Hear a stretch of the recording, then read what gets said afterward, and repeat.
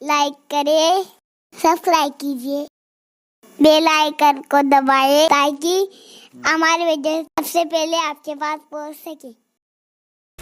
دیکھو آج حسد بھی لوگوں کو ہے نا، ہم بھی لوگوں سے حسد کرتے ہیں ایک دوسرے سے کہ کوئی خوبصورت ہے نا، اب خوبصورت ہے تو اس میں اس کا کیا قصور ہے؟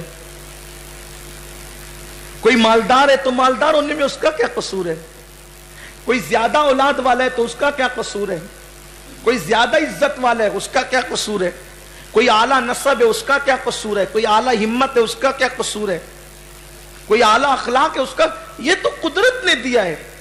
حسد کا مطلب کیا؟ تھوڑی واضح کرتے چلو بات۔ آج میں نے اپنے ساتھ ایک اپنے بھائی سے کہا تھا میں نے کہ آج بڑے سادہ اور بہت اہم عنوان پہ گفتگو ہے، اگر اس بات کو ہم اپنے دل میں بٹھا کے عمل کر لیتے ہیں، واللہ کہتا ہوں کہ جنت کی بہاریں دیکھ کر قیامت کے دن انشاءاللہ تبارک و تعالی آپ کے دل سے دعا نکلے گی۔ حالانکہ وہ دعا کی جگہ نہیں ہے، لیکن صرف آپ سے کہہ رہا ہوں کہ دعا نکلے گی۔ اس پر عمل کر لیں۔ ہم بہت بڑے نقصان میں غیبت کر کے، حضور نے فرمایا تو چھوٹے عمل پر بھی، صرف فرائض پر، یعنی کہ نوافل اور مستحبات کی کثرت کی بنیاد پر نہیں، صرف فرائض پر عمل کر کے بھی جنت میں میرے ساتھ ہوگا۔ دو کام تجھے دل سے کرنا ہے، خیانت نہیں کرنا، کسی سے حسد نہیں کرنا۔ دیکھو خیانت کیا کہتے ہیں؟ کسی کے مال میں اس کی اجازت کے بغیر تصرف کرنا، چوری کرنا، کھا جانا اٹھا کر، امانت میں خیانت۔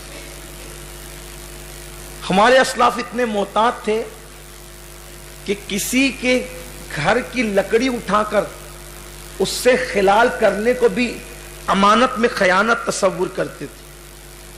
تو کہا کہ دل سے دو کام کر کے خیانت چھوڑ دے۔ اور حسد کہتے ہیں کہ اللہ نے کسی کو کوئی نعمت دی اور آپ یہ سوچیں کہ یہ نعمت اس سے چھن جائے، اس کو کہتے ہیں حسد۔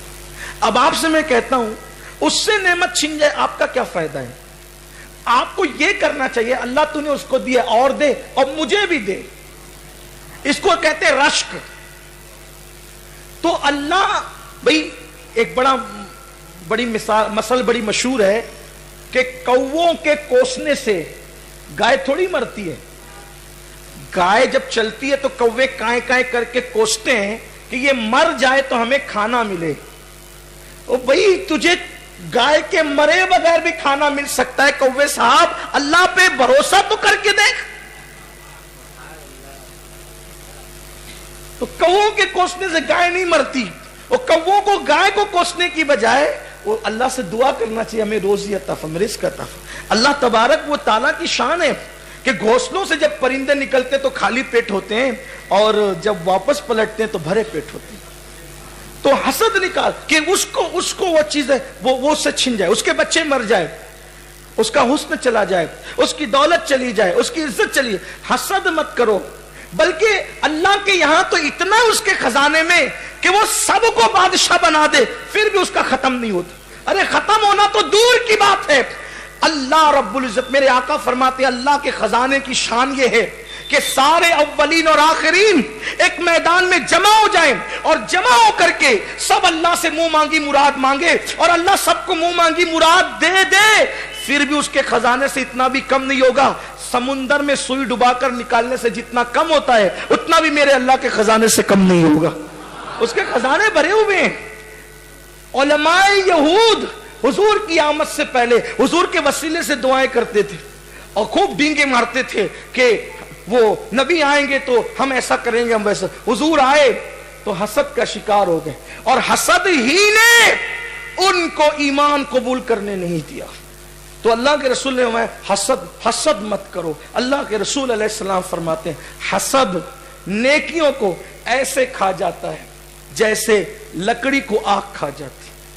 حسد دلوں سے نہیں، دل صاف رکھو یار۔ بلکہ میں آپ سے ایک بات کہتا ہوں، اگر ولی بننا ہے، اللہ کا دوست بننا ہے، زیادہ عبادت کی ضرورت نہیں ہے۔ ولی بننے کے لیے زیادہ دل صاف رکھنے کی ضرورت ہے۔ جن کے دل صاف ہو جاتے ہیں پھر ان کو اللہ اپنے کرم سے اپنا دوست بنا لے. بلکہ عبادت کی کثرت اس لیے کروائی جاتی ہے کہ اس سے دل صاف ہو جائے. کمنٹ شیئر ضرور کریے.